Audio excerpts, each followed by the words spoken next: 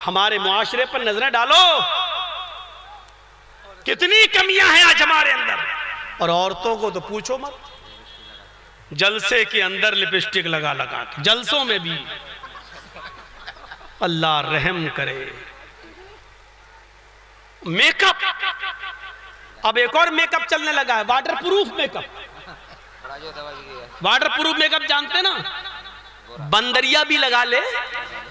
پہلے تو لگاتی تھیں عورتیں، تو اب منہ دھلتا تھا تب ان کا تو وہ دھل جاتا تھا میک اپ، تو وہ آڑی ترچھی ٹیڑھی وڑی نکلتی تھیں، میک اپ سے جمی رہتی تھیں.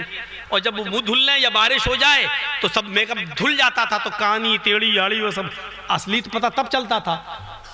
ان کے بچے نہیں پہچان پاتے تھی میری اماں ہے کوئی اور ہے، نہیں پہچان. اب چلنے لگا واٹر پروف میک اپ، چاہے کتنی بارش ہو، چاہے کتنا چہرہ دھل لیں، وہ امریکن بندریا ہی دکھیں گی آپ کو. عجیب سسٹم چلنے لگا اس میک اپ کا. اور جلسوں میں بھی اوفو، کیا کپڑے، کیا ڈریس. سن لیجئے، بہت غور سے سن لیجئے. ہماری ماں بہن بیٹیاں چاہے جیسا کپڑا پہن لیں، اگر کپڑا پہننے کے بعد ان کا کپڑا ان کے جسم پر فٹ ہے، یعنی اس سے باہیں پیر یہ پورا چپکا ہوا ہے اور اس سے اس کی باڈی کا فگر دکھائی دے رہا ہے، تو شریعت کے اندر یہ عورت ننگی ہے. اگر وہ ایسا کپڑا پہنے ہوئے ہے کہ آپ کو لگتا ہے کہ ہاں اس کا سینہ اتنے انچ ہوگا، اس کی ران اتنی ہوگی، اس کے پیر میں اتنا، آپ کو آئیڈیا ہو رہا اس کا فگر دکھائی دے رہا ہے، جسم نہیں، فگر. کپڑا پہننے کے بعد آپ کو اندازہ ہو رہا ہے کہ یہ کیسی ہے، تو سمجھ لو کہ وہ عورت ننگی ہے. نساء کاسیات عاریات مائلات وممیلات. ایک ایسا زمانہ آ جائے گا کہ تم عورتوں کو دیکھو گے کہ وہ بظاہر کپڑے پہنے ہوں گی، کپڑے تو پہنے ہوں گی لیکن وہ برہنہ ہوں گی، عاریات ننگی ہوں گی، مائلات وممیلات. اتنا میک اپ کریں گی، اتنا میک اپ کریں گی کہ ان کے میک اپ سے لڑکے ان کی طرف مائل ہوں گے اور وہ بھی لڑکوں کی طرف مائل ہوں گی. لڑکی ان کی طرف جھکیں گے، وہ لڑکوں کی طرف جھکیں گی. مائلات وممیلات لا يدخلن الجنہ. جب ایسی عورتوں کو تم دیکھ لو تو سن لو، لا يدخلن الجنہ، یہ کبھی بھی جنت میں داخل نہیں ہوں گی. بعض محدثین نے لا يدخلنا کی جگہ لا يدخلن پڑھا ہے، نون تاکید با نون ثقیلہ کا، یعنی ایسی عورتیں ہرگز ہرگز کبھی بھی جنت میں داخل نہیں ہوں گی. جنت میں داخلہ تو دور، ولا یجدن ریحہا، جنت کی خوشبو بھی نہیں پائیں گی، جنت کی مہک بھی نہیں پائیں گی. جبکہ جنت کی خوشبو اتنی دور تک آ رہی ہوگی. بخاری کے الفاظ ہیں کہ اگر جنت کے باہر ایک گھوڑے پر آپ بیٹھ جائیں اور اس پر سفر کریں اور وہ گھوڑا نان اسٹاپ بنا کسی روک ٹوک کے، بنا کہیں رکے ہوئے 40 سال تک دوڑتا رہے، ایک حدیث میں آتا ہے 70 سال تک دوڑتا رہے، اور 40 سال کے بعد وہ گھوڑا جہاں رکے گا وہاں تک جنت کی خوشبو آ رہی ہوگی. یعنی ہماری ایسی عورتوں کو جنت سے اتنا دور کر دیا جائے گا کہ ان کے اور جنت کے درمیان اتنے سال کا فاصلہ ہوگا، جنت کی خوشبو بھی نہیں پائیں گی. ہماری بہنیں، ہماری بیٹیاں ہیں، آؤ قرآن پڑھو، سورہ مریم کا مطالعہ کرو. حضرت مریم میں مسجد کے محراب پہ بیٹھی ہوئی ہیں، حضرت زکریا ان کے سرپرست ہیں. اللہ نے جن کی پاک دامنی کا اعلان کیا ہے، اللہ نے جن کی پاک دامنی کا اعلان کیا ہے، میرے بھائیوں، ان کے پاس بے موسم پھل آ جاتے ہیں. ہم جانتے ہیں قرآن کہہ رہا ہے حضرت مریم کے پاس اللہ کی طرف سے کوئی فرشتہ ان کی محراب میں پھل رکھ گیا ہے، لیکن پھل جنت کے ایسے تھے جس کا موسم نہیں تھا. سیب رکھے ہیں، سیب کا موسم نہیں ہے. انگور رکھے ہوئے، انگور کا موسم نہیں ہے. ایسے پھل وہاں رکھے ہیں جن کا موسم تو ہے ہی نہیں. حضرت زکریا جب مسجد کی محراب میں داخل ہوتے ہیں، جنہوں نے مریم کو پالا ہے، مریم کی پرورش کی ہے، مریم کے سرپرست ہیں، جب حضرت مریم کے سرپرست زکریا دخل فی المحراب، جب داخل ہوتے ہیں محراب کے اندر، اور انہوں نے بے موسم پھل دے کے اپنی مریم کے پاس، جس کو پال پوس کر بڑا کیا، اس کے پاس یہ بے موسم پھل دے گے، تو سب سے پہلا سوال کیا، اے مریم انا لک ھذا، یہ بے موسم پھل تیرے پاس کہاں سے آئے؟ اے مریم جواب دے، اس پھل کا موسم نہیں، یہ کہاں سے آیا؟ اس پھل کا موسم نہیں، کہاں سے آیا؟ کون دے کر گیا ہے؟ اور جو دے کر گیا ہے اس کے ساتھ تیرا کیا رشتہ ہے، تیرا کیا معاملہ ہے؟ اللہ کی نیک بندی تھی، پاک دامن بندی تھی، اسی کے پیٹ سے اللہ کو بغیر شوہر کے بیٹا پیدا کرنا تھا، حضرت عیسیٰ کو پیدا کرنا تھا، اور عیسیٰ کو بغیر باپ کے، مریم کو بغیر شوہر کے بیٹا دینا تھا. اللہ تعالیٰ نے یہ پھل ان کے لیے آسمان سے، جنت سے بھیجے تھے. وہ سمجھ گئیں میرے زکریا کو، میرے سرپرست کو میری اوپر ڈاؤٹ ہو رہا ہے، شک ہو رہا ہے، یہ بے موسم پھل کہاں سے آئے؟ تو انہوں نے اپنے سرپرست کا، اپنے کفیل کا شک دور کرنے کے لیے جو جملے ادا کیے، قرآن اس کو ریکارڈ کرتا ہے.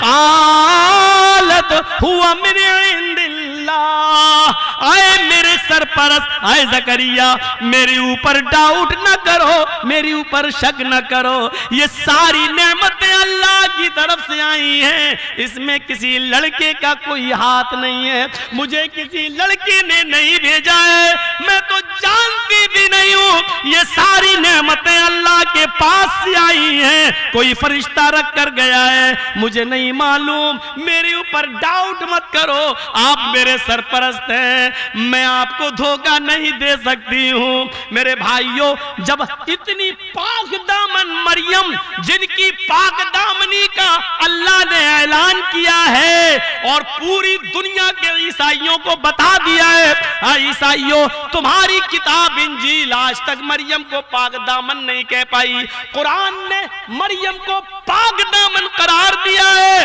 اور فرمایا ہے جب اس مریم کا کی کلاس لی جا سکتی ہے، جب مریم کی پرورش کرنے والا مریم سے سوال جواب کر سکتا ہے، تو تم اپنی بیٹیوں سے سوال جواب کیوں نہیں کر سکتے ہو؟ جب اس نیک عورت سے سوال ہو سکتے ہیں، نیک لڑکی سے سوال ہو سکتے ہیں، جب اس پر ان کے سرپرست کہہ سکتے ہیں یہ کہاں سے آیا، تو تم اپنی بیٹیوں کو آزاد کیسے چھوڑ سکتے ہو؟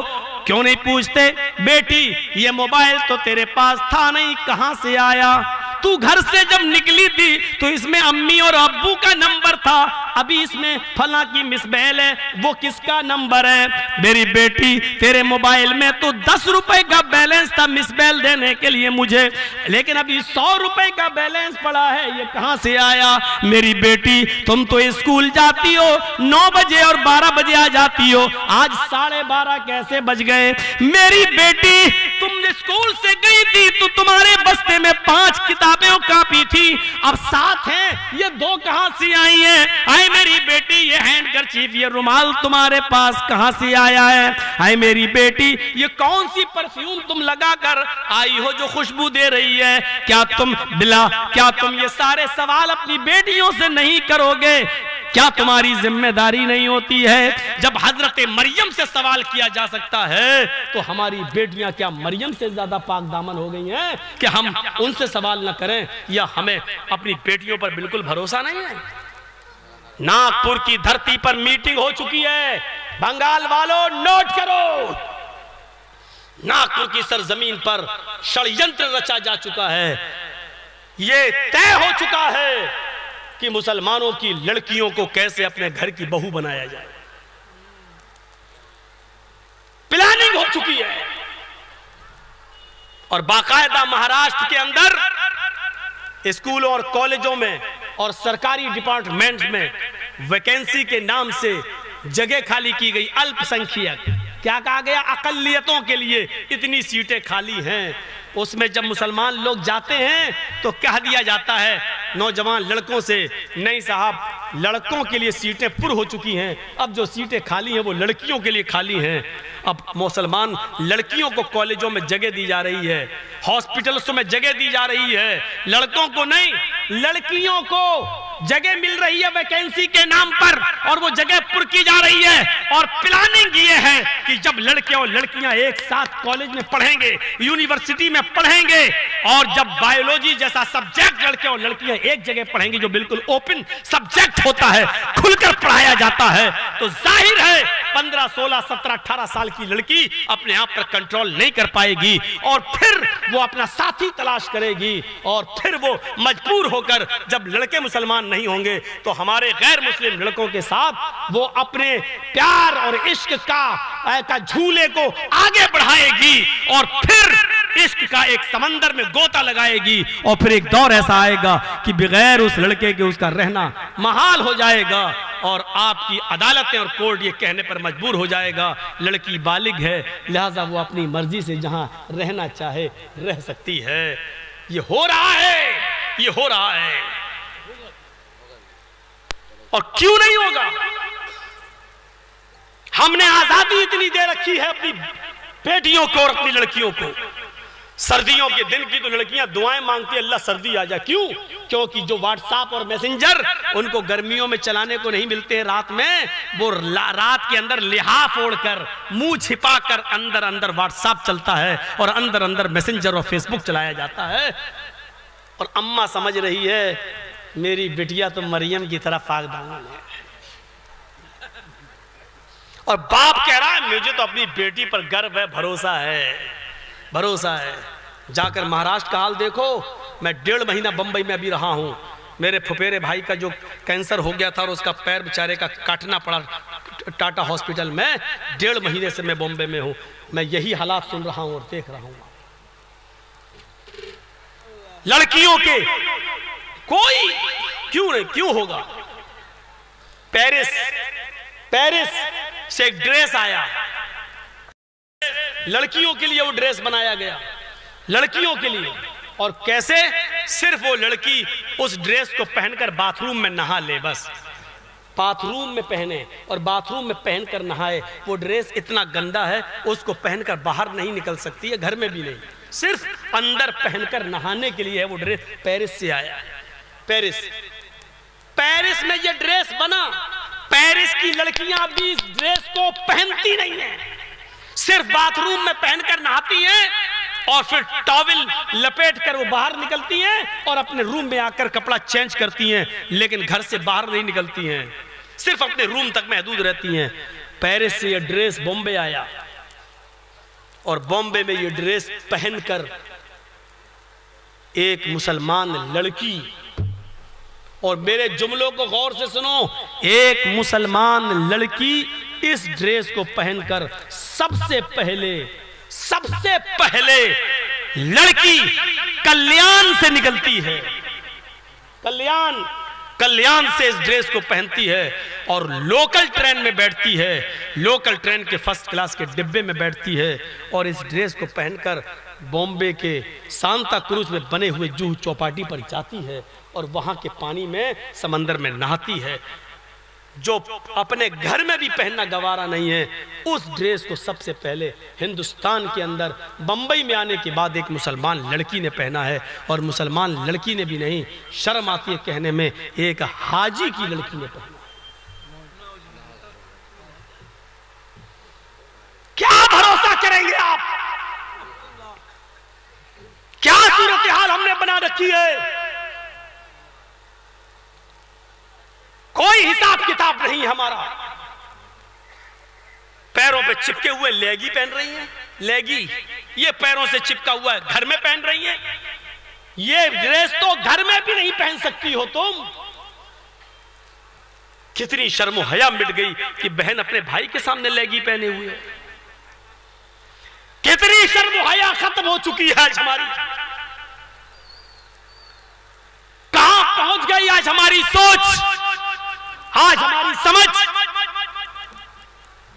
حل مرات اذا استعطرت فمرت بالمجلس فہی قضا وقضا آنی الزانیت والزانیت الزانیت الزانیہ. جو عورت خوشبودار کوئی چیز استعمال کر لے، کوئی بھی چیز، استعطرت کا مطلب ہوتا ہے خوشبو کو حاصل کر لینا.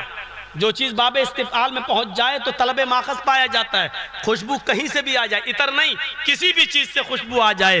المرات اذا استعطرت، جب کوئی عورت یا لڑکی خوشبودار کوئی بھی چیز اپنے جسم پر لگا لے، ڈابر آنولا کا تیل ہی کیوں نہ ہو، چمیلی کا تیل ہی کیوں نہ ہو، کوئی بھی خوشبودار چیز لگا لے، فمرت بالمجلس، پھر وہ گھر سے لوگوں کے بیٹھنے کی جگہ سے گزر جائے، جہاں پر لوگ رہتے ہیں وہاں سے وہ گزر جائے، لوگوں کے بیچ سے وہ گزر جائے اور اس کی خوشبو ان لوگوں تک پہنچ جائے.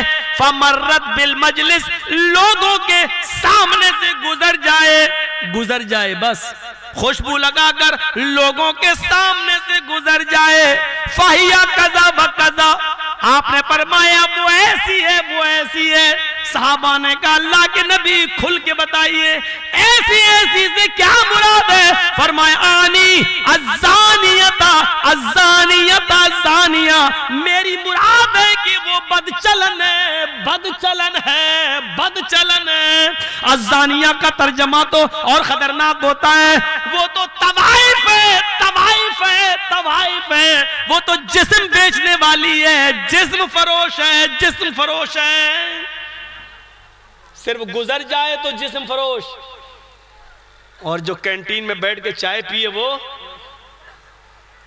اور جو کالج میں 4-4 5-5 گھنٹہ بیٹھ کر لڑکے کے ساتھ بیٹھ کے باتیں کرے اور ایک دوسرے کا ہوم ورک لے اور بیٹھ کے گفتگو کرے، وہ جب گزر جانے والی کو یہ کہا ہے تو وہ کون ہے؟ ہم تو پہنچ ہی نہیں پائیں گے وہاں تک وہ کون ہے، اور کہہ دوں گا تو اگلے سال تم نہیں بلاؤ گے. کتنا ڈینجر معاملہ ہے میرے بھائیوں. جو لوگوں کے سامنے گزر جائے وہ بدچلن، اور جو بیٹھتی ہو وہ کون ہوئی؟ مولانا چلاتے رہتے ہیں پردہ تو آنکھ کا پردہ ہوتا ہے، دل کا پردہ ہوتا ہے. تیرے دل پہ بھروسہ کون کرے؟ دل کا پردہ ہوتا ہے، سامنے سے گزر جانا نہیں. اصل پردہ تو دل کا پردہ ہوتا ہے. حضرت مریم علیہ السلام سے سوال ہو رہا ہے، اور دل حضرت عائشہ کا کتنا پاک و صاف تھا، لیکن جناب محمد رسول اللہ کی بیوی بھی تہمت سے بچ نہ سکی. منافقوں نے بات کا پتنگڑ بنا دیا، پہاڑ بنا دیا. 50 دن تک جناب محمد رسول اللہ کو نیند نہیں آئی.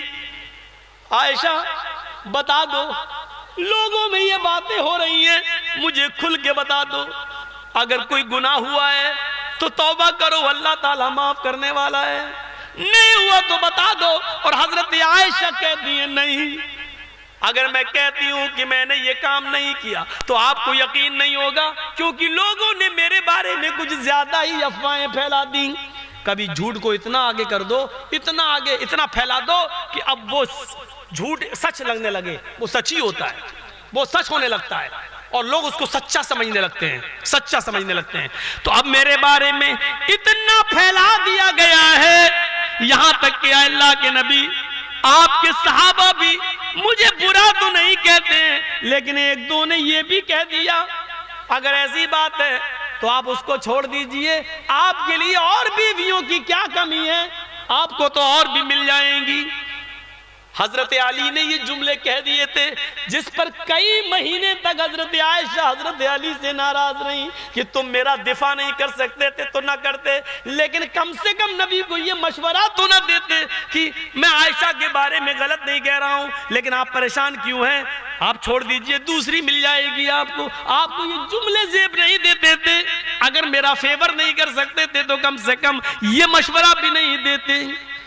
غور کرو، 50 اللہ کے نبی ہے میرے شوہر اگر میں کہتی ہوں کہ میں نے یہ کام نہیں کیا تو آپ کو یقین نہیں ہوگا، کیونکہ افواہیں بہت پھیل گئی ہیں، اور اگر میں یہ کہہ دوں کہ ہاں میں نے یہ غلط کام کیا تو ابھی آپ کو یقین آ جائے گا، کیونکہ لوگوں کی افواہوں کا کچھ اثر آپ نے بھی اپنے دل پر لے لیا ہے۔ میرا معاملہ تو اللہ کے سپرد ہے، فَصَبْرٌ جَمِيلٌ، میں صرف صبر کروں گی۔ اللہ کے نبی میرے اوپر ایک احسان کر دیجئے، اس گھر میں آپ آتے ہیں اور مجھ سے ایک ہی سوال کرتے ہیں، اس لیے مجھے میرے ماں باپ کے گھر جانے کی اجازت دے دیجئے، وہاں مجھے کچھ سکون مل جائے گا۔ اللہ کے نبی نے اپنی بیوی عائشہ کو مائکے جانے کی اجازت دے دی۔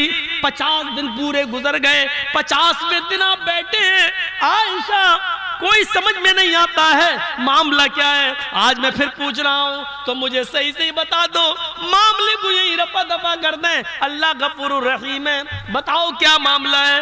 حضرت عائشہ کہتی ہیں اے اللہ کے نبی، جو میرا جواب پہلے تھا وہ آج بھی ہے، دیکھیے آپ مجھ سے زبردستی کوئی بات مت کہیے، اتنا سننا تھا کہ اللہ کے رسول صلی اللہ علیہ وسلم کی پیشانی پر پسینہ آنے لگا۔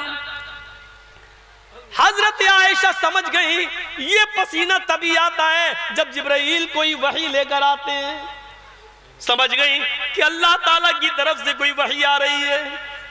حضرت ابو بکر فرماتے ہیں کہ میں ڈرنے لگا، پتہ نہیں میری بیٹی کے بارے میں جبرائیل کیا فرمان لے کے آئے۔ ابو بکر کی بیوی ڈرنے لگی، عائشہ صدیقہ کی ماں، پتہ نہیں کہ اللہ تعالیٰ کی طرف سے میری بیٹی کا کیا معاملہ ہے۔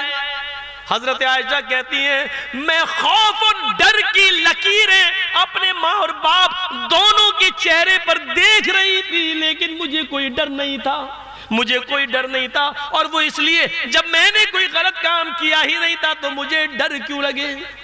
تھوڑی دیر کے بعد اللہ کے نبی مسکرائے، اللہ کے نبی کے چہرے پہ مسکراہٹ آئی اور فرمایا عائشہ خوش ہو جاؤ، عائشہ خوش ہو جاؤ، اللہ تعالیٰ نے تمہاری پاک دامنی کا اعلان کر دیا ہے، اللہ تعالیٰ نے تمہاری پاک دامنی کا اعلان کر دیا ہے۔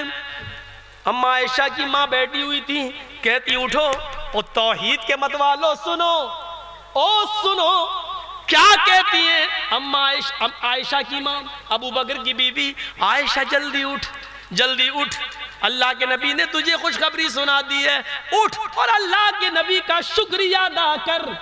حضرت عائشہ کہتی ہیں امی آج تم غلط بول رہی ہو، اللہ کے رسول کا شکریہ ادا کیوں کروں میں؟ یہ تو 50 دن سے پریشان تھے اور میرے بارے میں فکر لگائے تھے، صحیح کیا ہے، میں ان کا شکریہ کیوں ادا کروں؟ ان کا کیا احسان ہے میرے اوپر؟ ارے میں تو شکریہ اس رب کا ادا کروں گی، اس ذات کا ادا کروں گی جس نے میری پاک دامنی کا اعلان کر کے میرے شوہر کا دل صاف کر دیا۔ نعرہ تکبیر، نعرہ تکبیر، سیرے جناب چرچی سنسری صاحب۔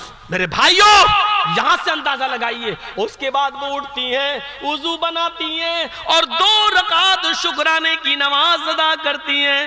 حضرت عائشہ فرماتی ہیں کہ مجھے یہ معلوم تو تھا کہ اللہ تعالیٰ میرے نبی کو بتا دے گا، خواب کے ذریعے یا کسی ذریعے، کہ میں پاک دامن ہوں، لیکن یہ تو میں نے سوچا بھی نہیں تھا کہ اللہ تعالیٰ میری پاک دامنی کے لیے قرآن میں سورہ نور کے اندر 18 آیتیں نازل فرمائے گا، یہ تو میں نے سوچا بھی نہیں تھا۔ بس یہ پورا واقعہ بتانے کا مقصد میرا صرف یہ ہے نوجوانوں، میرے ساتھیوں، میرے بھائی اور میری بہنوں، جب اما عائشہ جیسی پاک دامن عورت بھی تہمت سے نہ بچ سکی، ہماری ماں بہنوں تم کیسے بچ پاؤ گی؟ کیسے تمہارے اوپر شک کی سوئیاں نہیں جائیں گی؟ کیوں نہیں جائیں گی؟ موبائل تم رکھتی رہو، اسکول میں جاؤ تو لے کے جاؤ، اور مجھے ایمانداری کے ساتھ بتاؤ کہ آج کی ماڈرن لڑکی کو ٹچ والا موبائل رکھنے کی ضرورت کیا ہے؟ ایمانداری کے ساتھ دل پر ہاتھ رکھ کر بتاؤ اینڈرائیڈ موبائل کی اس کو ضرورت کیا ہے؟